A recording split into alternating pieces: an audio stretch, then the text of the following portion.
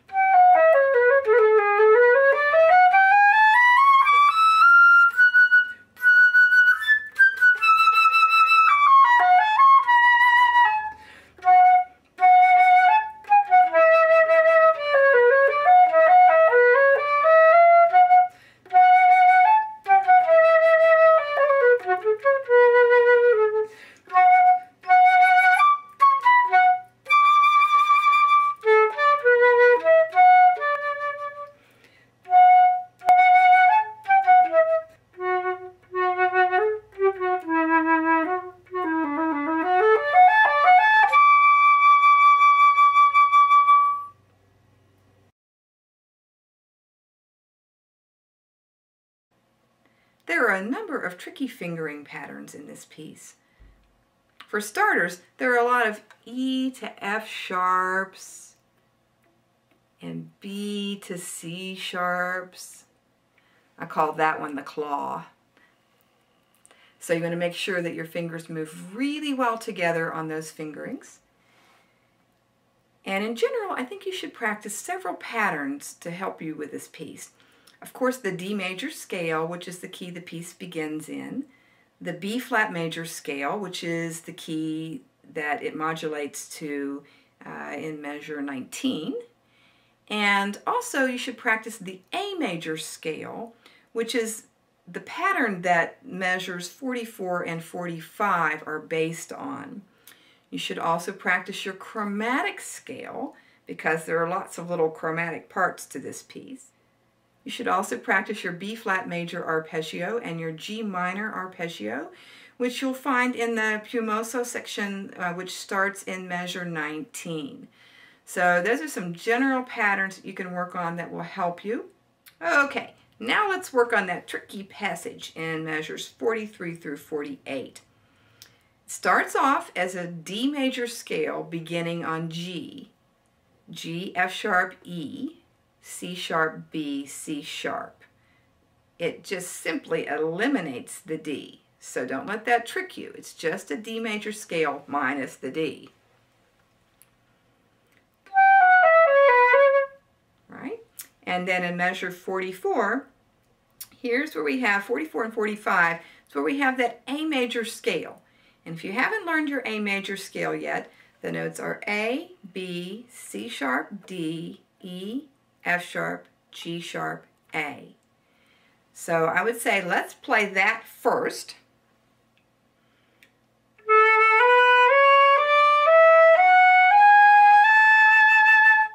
Okay, and then notice what happens. The first three notes of measure 44 go down chromatically to the G sharp. So you have A, G sharp, A, then you just have the scale all the way up to the A, except you have a G natural thrown in there between the F sharp and the G sharp. So you have chromatic notes for four notes, F sharp G, G sharp A, starting with the last note of measure 44.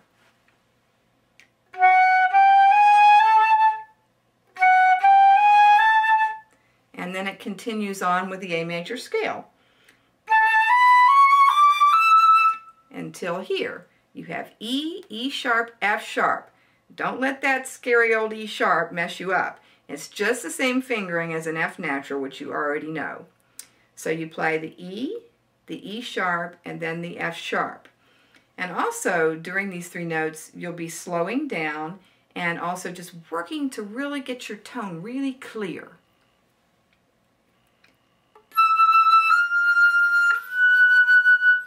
Okay, so you have that pianissimo high F sharp. The other tricky fingering passage in this piece is, say, measures 8 through 10. You have A, G sharp, F sharp, E, then D, C sharp, B, again the claw fingering, C sharp, D, F sharp, so you skip the E, then E, F sharp, E, B, another claw, B to C sharp, D, E, then that E sharp in the middle register, so E, E sharp, F sharp.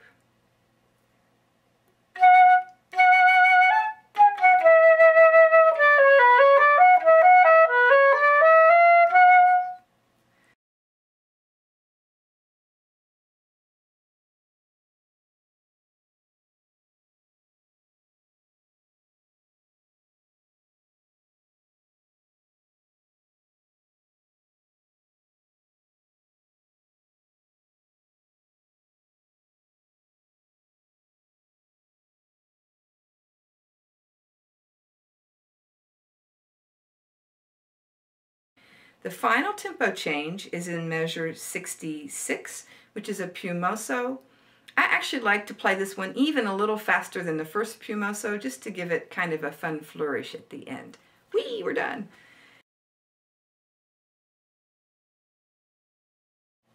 Also, this piece has a huge variety of articulations. You have a staccato, you have staccato under a tenuto. That means long and short at the same time. How is that possible? Basically, when a composer writes a marking like this, they're asking you to pay good attention to this note and to create good expression on the note so that it's not just ordinary.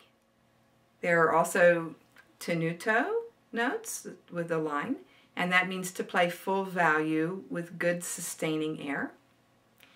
And there are also staccatos under slurs. And what that means is to articulate, but to not play short. So there are all these different gradations of articulations, and try to pay as careful attention to these as you can.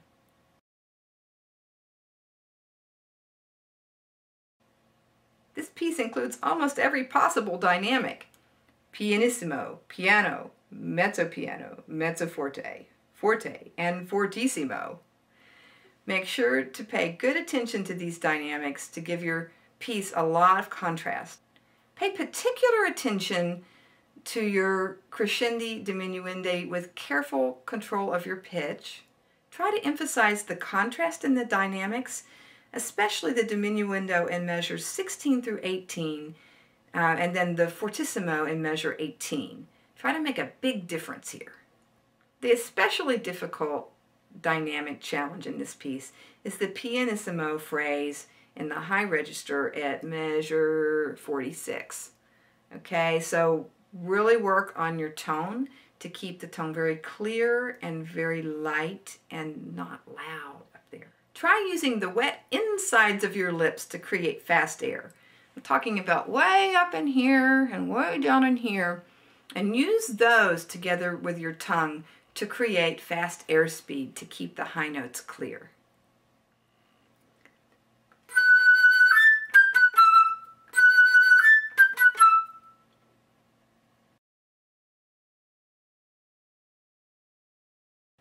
Another thing we need to talk about are those squiggly lines in measures 14, 44, and 56. Those are called mordents. And it's an ornament where you play the printed pitch and then you very quickly play the note above it and go back down to the printed note. This all occurs on the beat of the rhythm, not before like grace notes, and in a very graceful but quick way. Mordant comes from the French word for biting or sharp, and so these need to be very crisp ornaments.